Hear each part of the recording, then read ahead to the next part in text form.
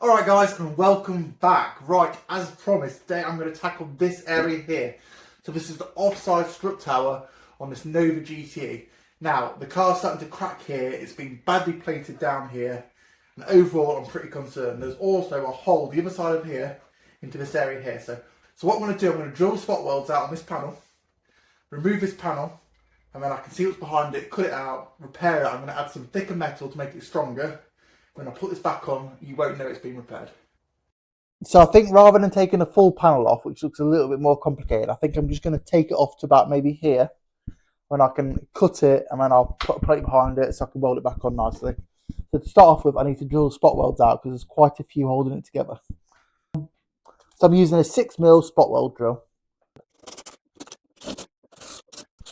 So with this, you just got to take your time and look for the spot welds and just carefully drill them out.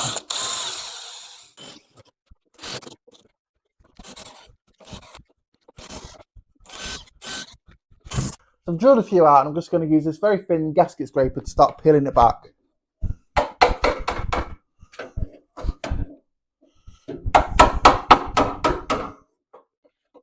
So you really do need to be careful doing this. It's super easy to damage the panels. So just take your time and make sure the spot welds are drilled out properly beforehand. And there we go, one panel removed. And look at the state of that. Absolutely horrendous.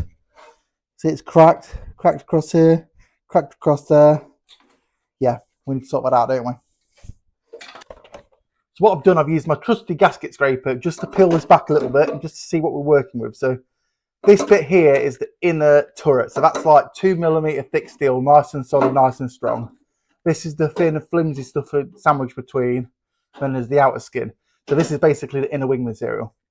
So I was a little bit concerned that this is going to be flopping around, but because it's welded across here, across the bulkhead, welded to the chassis leg, and obviously it's welded to all of this, it's actually really strong still. No wiggling whatsoever, you can't even slightly move it. So what I'll do, I'll cut this bit out here. I'm just going to do it in small sections, I think. Fold the end over, make it really strong. I'm going to do it in 2mm plate, overlap the joins here, and that's going to be much stronger than the original one. So I'm going to get a grinder out now. I always use the 1mm Bosch cutting disc. Now these are designed for stainless steel, they last ages and they don't cost that much if you buy them in bulk.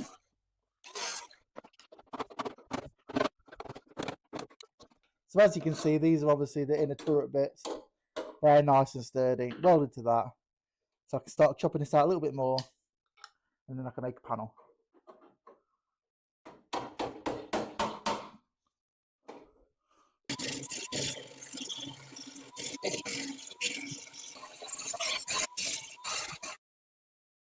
Right guys, so as you can see, I've ground all the rusty skin off, so we're just left with basically the inner turret bit, which is really thick, really strong.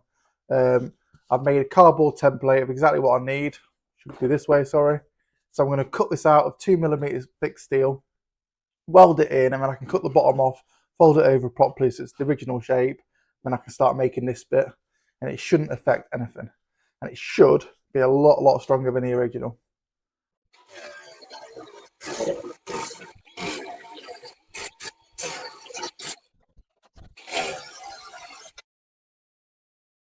Right, this is the panel, guys. I've primed the back and folded the bottom. I've also drilled the holes so I can plug weld it.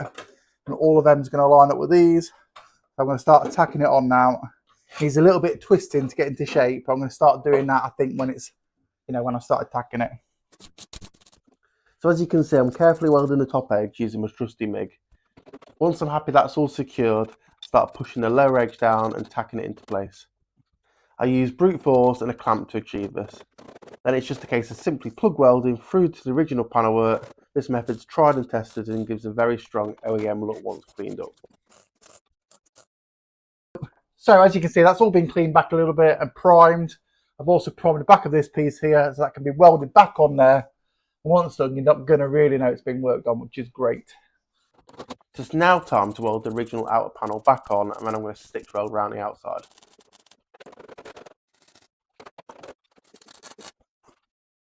There we go, guys. All welded, ground back, prepped, painted. Going to give it a bit of seam sealer once the paint's gone off, and I can Gravitex it, and you're never going to know that's been repaired, so I'm dead chuffed for that. Right, now the outer bit is done, we're going to move on to the inner bit. Now this has had like an MOT patch in the past. 50 quid job, you know, gets it for an MOT. 10 years ago it probably did the job. Now it's not good enough. We want it to look really, really nice under here. So I'm going to cut this out and try and make it seamless so you can't tell it's been repaired.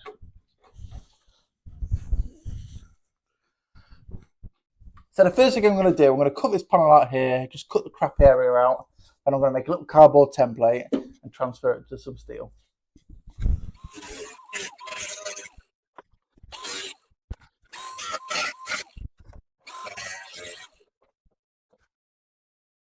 Look at that, the offending item.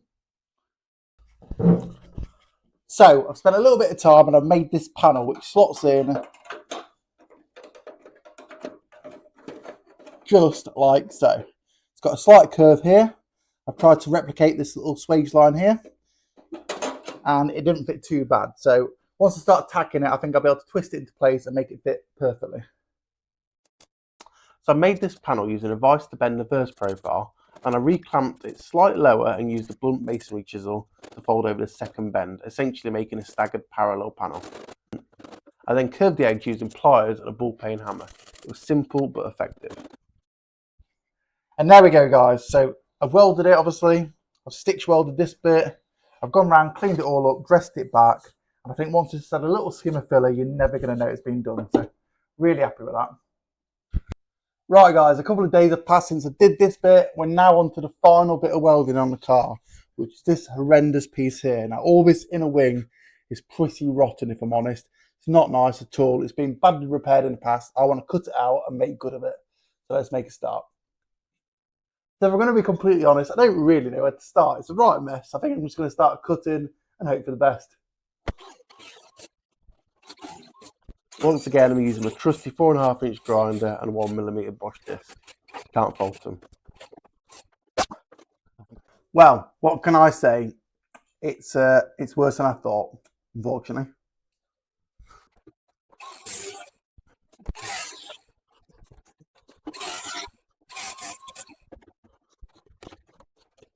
So there we go, that's some of the crap I've cut off. As you can see, really badly plated in the past. They've just kind of gone over the top of the old rust.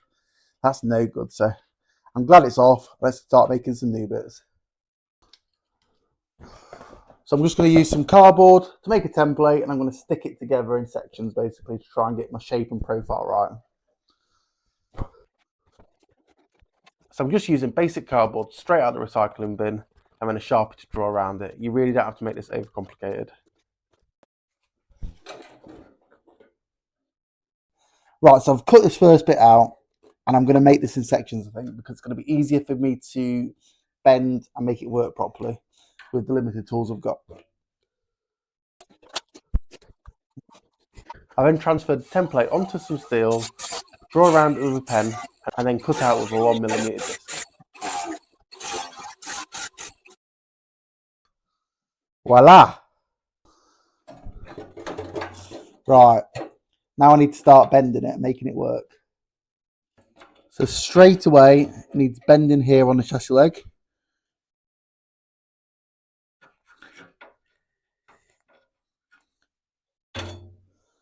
Just like that, so it's going to go around the edge of the leg so I can bend that in the vise.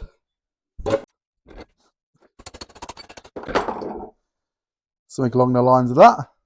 And then this corner across here just needs folding over slightly, just because this bit points up slightly. I can do that with some pliers, I think. Something like that. There's also a slight dip between them 2 points, and the lowest part of the dip is that centre there. So again, do it with some pliers. Something along the lines of that. Very, very minor.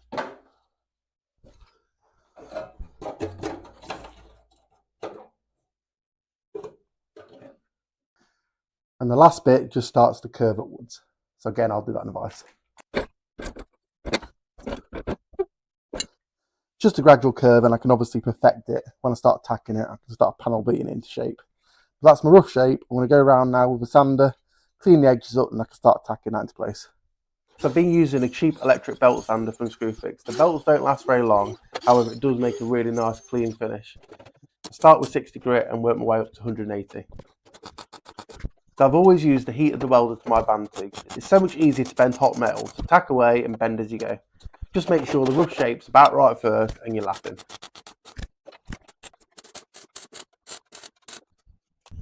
As you can see, that's welding really nicely, that bit. Now I need to start just tweaking this bit a little bit.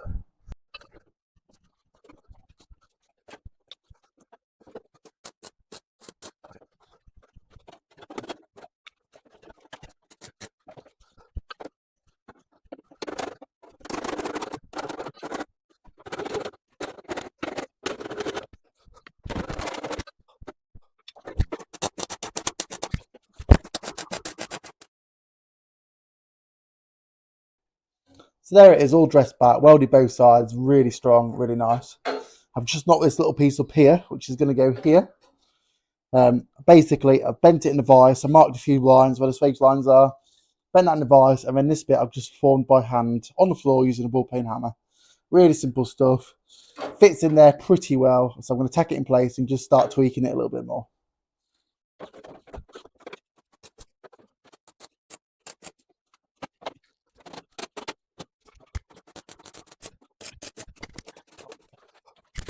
So that's all dressed back now, and I've just put a little bit of extra primer on it just to seal it.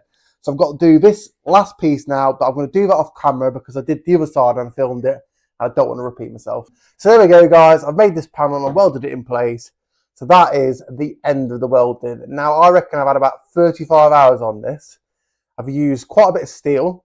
I've used about 50 sanding belts. If you look here, lots and lots of the bloody things. I've used a handful of cutting discs, handful of grinding discs, but we've got there and we've saved this shell, and in my opinion this is going to be good for another 30 years providing I treat it properly. As always, guys, don't forget to like, comment and subscribe. Next week's episode I will be test fitting a C20LET engine into this engine bay, so stay tuned for more. See you later, bye bye.